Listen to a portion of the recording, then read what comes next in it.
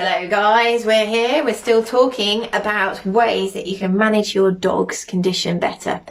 Now, there's a big tendency for people to switch off if they don't get a nugget of goodness immediately, something that they can immediately mentally extrapolate into being an influencer of pain state. So people are wanting me to suddenly whiz out my magic wand and teach you how to do joint mobilizing, or you want me to declare which supplement that you can only buy from a certain supplement shop online. It's a game changer. I'm not going to be doing that. Sorry. It's not that kind of advice. This advice is foundational core advice, which is going to be there for the long haul. Okay. So please bear with, please listen, because I've been doing this for a long time now, and I know how important this sort of information is. But sometimes I have to package it up and make it look a little bit more funky for people to engage in. Don't stop listening, all right? Okay, next. We've been talking about monitoring your dog's condition. We've been talking about making sure that we're objective. We've been talking about nothing comes with a promise. And if it doesn't come with a promise, we've got to make sure it's doing what it says it's going to do. And that could be a medication, that could be a supplement, that could be a therapy. We have to make sure that it's working. And how do we do that? Because going,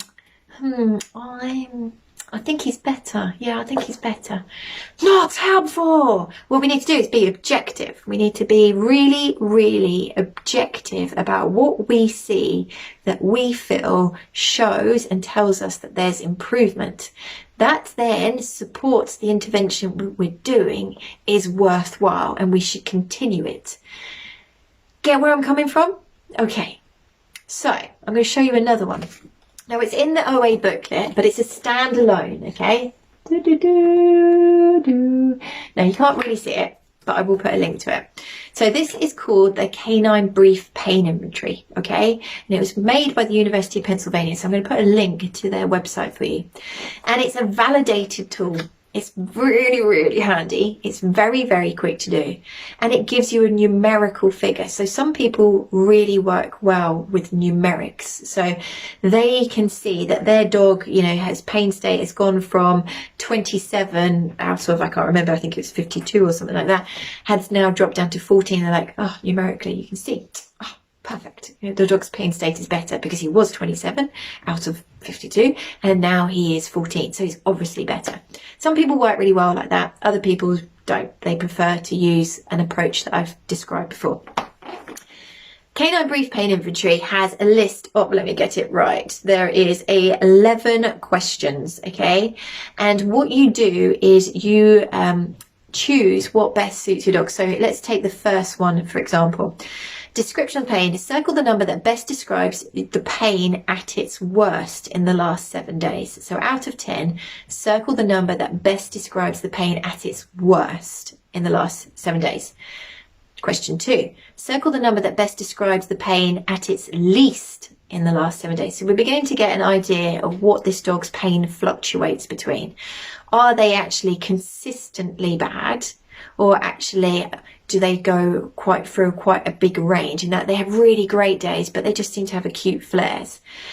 Circle the number that best describes the pain at its average. Circle the number that best describes the pain right now. Gives you a real big understanding of how does that dog feel pain-wise. Let's focus down on what the main clinical sign of arthritis is. But it tells us how much that pain interferes with that dog's life. Okay, so there's the severity side and then the interference side. So we're now into interference section. How does it interfere with their daily life? Circle the number that describes how during the past 7 days the pain has interfered with general activity, enjoyment of life, ability to rise to standing from laying down, ability to walk, ability to run, ability to climb. And then the last question is overall impression. Circle the number that best describes your pet's overall quality of life in the last 7 days. So really handy, really quick, okay? And you can do it as often as you like. You might say, right, I know I'm going to put a little notification on my phone to do this every 2 weeks, and then I can start tracing how my dog is. So that is available in the booklet. I will put a link to the University of Pennsylvania site, so you can actually kind of say, I'm an owner, I would like to print it off, and you can keep them at home. This is gold dust to your vet, gold dust, because by looking at what it was and then introducing a change in the intervention, be it a new drug, be it a change in drug dose, whatever it might be, we go, did that work? Has it made a difference? So there you go. That's the Canine Brief Pain Inventory. I'm going to be back tomorrow to talk about another one. See you then.